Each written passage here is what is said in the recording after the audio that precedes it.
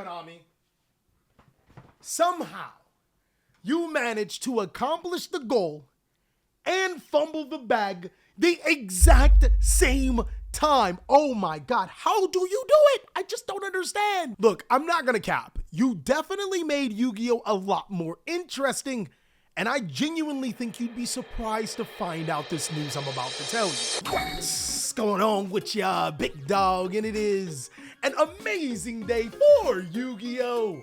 I hope that your day, phenomenal. But if it isn't, don't let what happened at the beginning of your day ruin the rest of your day. Now, there's actually quite a few things I want to talk to you about with Yu-Gi-Oh! Right now. One is the policy updates. Two is how Konami is addressing Yu-Gi-Oh! When it comes to terms of budget players. And three is actually the format. I think personally that Konami has done something really, really well on all three of these fronts. And then there are some obvious things that they just fumbled the bag on. It's like my ex-girlfriend, man. You know, you satisfied with one and then she didn't go satisfy the whole town. So like, what are we doing here? Of course, big dog, I want to hear your thoughts and your opinions on what I am going to tell you. So let me know down below in the comment section, what exactly do you think of these changes? And what would you have done to possibly either change what they're doing, or what do you think Konami could have done a little bit further? Without further ado, let's go ahead and jump on in and start talking about all of these surprising changes that are happening. So some of the huge news that's going on right now is Konami's update to their penalty policy documents. And for people that don't know exactly what that is, it's basically Konami's fancy way of saying these are our code of conduct rules, so behave before I him your ass up. I mean, they should have just let me write it. It would have been behave before I him your ass up. That would have been the name of the tournament document. Everybody would have understood it. And just in case you didn't know, there are 6 different types of penalties depending on the infraction that you incurred.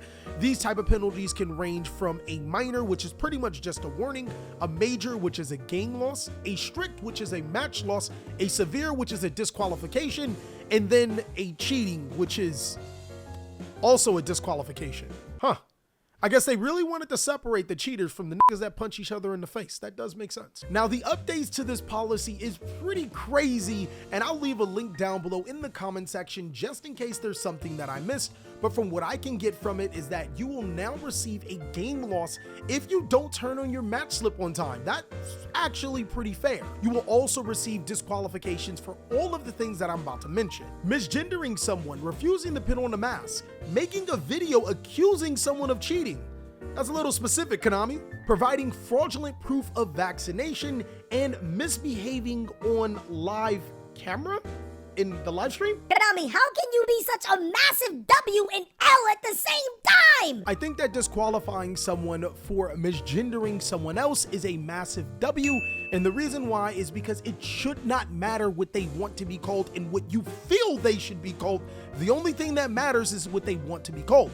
It does not affect you. Call them what they want. Look, if I named myself Himmy Neutron and my pronouns were he, him, you better address me as he, him before I clap you up into a scrape you and you get the DQ. I'm just saying, man, we hemming people up when we go to events. That's just how we roll. But what I do think is a huge L on Konami's side is forcing us to wear masks. And it's a little bit different than what you may think. Of course, I'm 100% in the prevention of spreading the virus, but if you guys have been to any of the Konami sanctioned events, you'll realize that no one wears the mask outside of the event, and that's where it's a huge L. It literally makes no sense to be forced to wear a mask in the event where no one wears masks right outside of the event. Do you guys see how this is done now? It's like the biggest L to force people to wear masks and then realize that no other venue, no other place in no surrounding area requires you to wear the mask, which defeats the purpose of wearing the mask. Now, some of the things that can actually get you a suspension is also really weird. Being arrested or having a criminal record, or pretty much sharing leaks of products that were potentially stolen. I think that this is a huge L too, because being arrested doesn't necessarily mean that you're guilty of anything, and having a criminal record doesn't necessarily make you a criminal. A lot of people that I know have gotten into Yu-Gi-Oh! Used to have bad lives, and then they used Yu-Gi-Oh! To get out of that life. So you ban them? I think it would be really nice if Konami came out and clarified what exactly does it mean by arrested or have a criminal record, maybe they're talking about if you are arrested inside of the venue and receive a criminal record, because as it currently stands, Konami could potentially suspend you for having a criminal record of your past, but won't suspend you for smelling like hotboxed ass. My guy, smelling like hotboxed ass is a minor. How the fuck are you going to fix that? Minor means you would be able to fix it, right? Like you stink. Oh, stop stinking. But it doesn't matter. You can spray Axe, deodorant, cologne. It's not going to get fixed. That should be a suspension. I can already imagine sitting across the table from somebody who refuses to put on a mask because their breath smells like ass, and then they smell like ass too. And they only get a DQ from the first one. You're not gonna ban me for that, right? Like that doesn't fall under any. They're probably gonna ban me for that. There's also another life-saving event that's pretty much happened now. Yu-Gi-Oh! Is budget now. Well, at least in comparison to what it used to be. By budget, I mean that you don't have to spend a ton of cash to play some of the top contending Yu-Gi-Oh! Decks. Budget decks like Math Mech, Marine Cess, and even just picking up the structure decks like Structure Deck, Dark World, or Beware of the Trap Tricks have had interesting results over the course of the format. My guy, my friend, my brother in Christ. And by brother in Christ, I always mean Haku Fibers. What I think is really cool about Yu-Gi-Oh! Right now is that you don't have to spend an absorbent amount of money to be at the highest competitive tier. That is a huge W on Konami's part, as long as they do keep high-end demand cards down, like how they reprinted evenly matched in Structure Deck Trap Tricks, as well as give reprints to some very expensive cards, like how they did with Better on the Floor and Maze of Memories. We're actually trending in the correct direction to have competitive Yu-Gi-Oh! That can also be for everyone, not just the rich folk. I mean, hey, outside of Maze of Memories being a complete ass Yu-Gi-Oh! Set, I mean, you're doing a good job, Konami. You're doing a good job with them reprints. Some of them. I think that Konami's philosophy should always be focusing on the budget and players being able to play on a low budget, because then you get a ton of players that want to play the card game because of it being so cheap, and eventually, let's not lie, they wind up spending the exact same amount of money. It's just over time, so it makes us feel good. Come on, guys. How many of you have spent money on Master Duel? Don't lie. And if you ain't did it on Master Duel, I know you did it on something in Yu-Gi-Oh! Don't even look at me like that. You know you have, you filthy little. In theory, right now is probably the best time for a budget Yu-Gi-Oh! Player to hop into the game.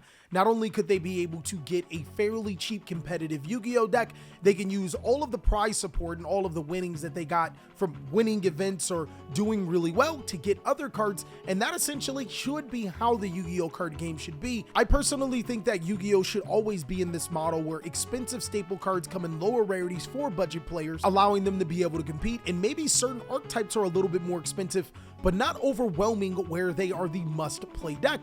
And that actually brings me right into my last point. Yu-Gi-Oh! Is actually undefined, and to be honest, this could be a whole nother video as well, because I am really excited over the course of events that'll be happening over this weekend, but I don't think that Cash Tira is the best Yu-Gi-Oh! Deck. My guy, imagine somebody spending $800 on a Cash Tira deck only to be clapped up by a $40 Yu-Gi-Oh! Deck. It's actually been happening a lot recently. What people don't understand about Yu-Gi-Oh! Is that we are so new into the format, it's still very undefined.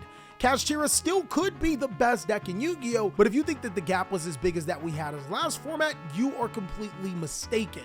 Not only is Cash Tira well built enough to be powerful, but also built enough to have the proper weaknesses, other decks can actually take full advantage of said weaknesses, and Cash Tira really can't cover those holes up. Overall, I think that Konami is at least attempting to have a more inclusive Yu-Gi-Oh! Format while also getting rid of the bad apples, but I do think some of their tactics are a little bit heavy-handed, and some of them are outright blind when you consider everything in black and white as opposed to being gray.